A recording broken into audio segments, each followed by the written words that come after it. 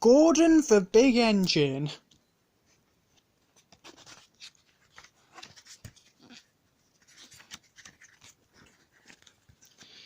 This is a story about Gordon the Big Engine. He was a very proud engine who always thought he knew best. But then one day, something happened to him. Something happened to make him realize otherwise.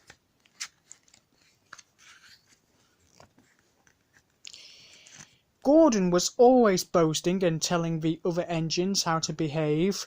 One day he was showing off to Edward. You watch out for me. You watch me this afternoon as I rush through with the express. That will be a splendid sight for you when you're shunting trucks.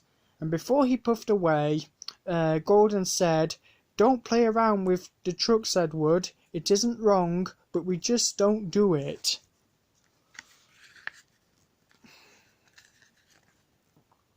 Edward ignored Gordon. It was fun playing with the trucks. He came up quietly behind them and gave them a push. Then he stopped suddenly, and the silly trucks bumped into each other. Oh! They cried. Whatever is happening? Edward played until there were no more trucks to move. Then he stopped to rest.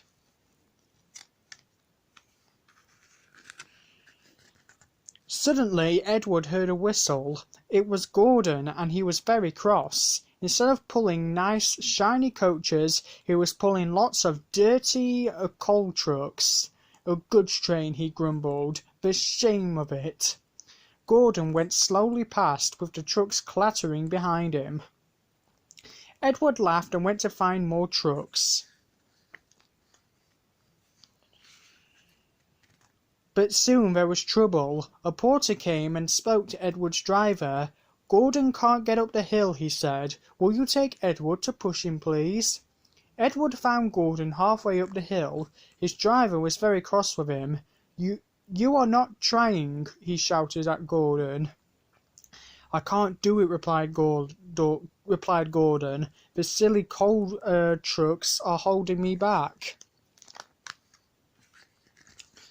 Edward came up behind Gordon's brake van, ready to push. You'll be no use at all, huffed Gordon. You wait and see, replied Edward. The guard blew his whistle and Gordon tried to pull forward as Edward pushed him as hard as he could. I can't do it, I can't do it, I can't do it, puffed Gordon. I will do it, I will do it, I will do it, puffed Edward. Edward pushed and puffed with all his strength, and before long Gordon was at the top of the hill. I've done it, he said proudly, forgetting all about Edward pushing behind, and Gordon ran on to the next station without stopping to say thank you. But the Fat Controller didn't forget to thank Edward. The next day he was given a beautiful coat of blue paint with red stripes.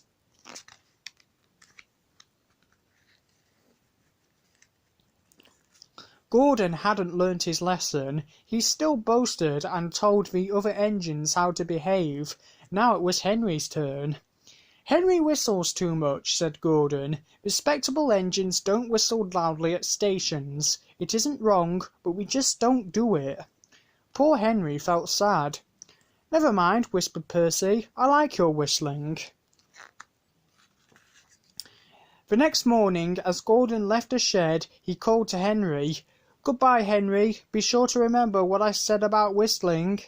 Later that day, Henry took a slow train to Edward's station. Hello, Henry, said Edward. I was pleased to hear your happy whistle yesterday. Thank you, Edward, smiled Henry. Shh, can you hear something? Edward listened. Far away, but getting louder and louder, was the sound of an engine's whistle. It sounds like Gordon, said Edward, but Gordon never whistles like that.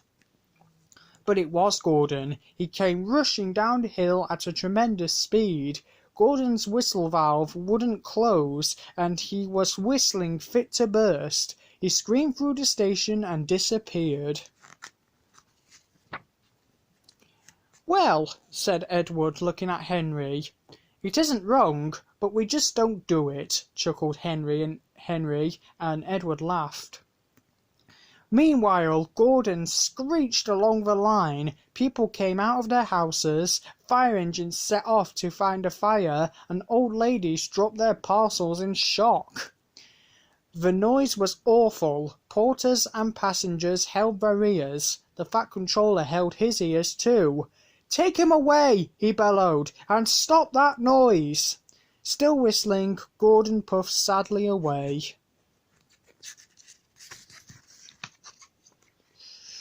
He whistled as he crossed the points. He whistled in the siding. Gordon was still whistling as the last passenger left the station.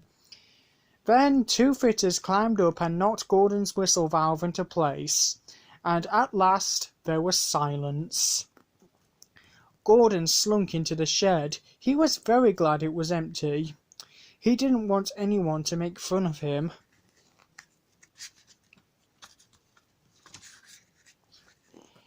Later that evening, the other engines came back. "It isn't wrong," murmured Edward, "but we just don't do it." And all the other engines laughed, apart from Gordon. From then on, Gordon was a much quieter, humbler engine. Well, for a few days anyway.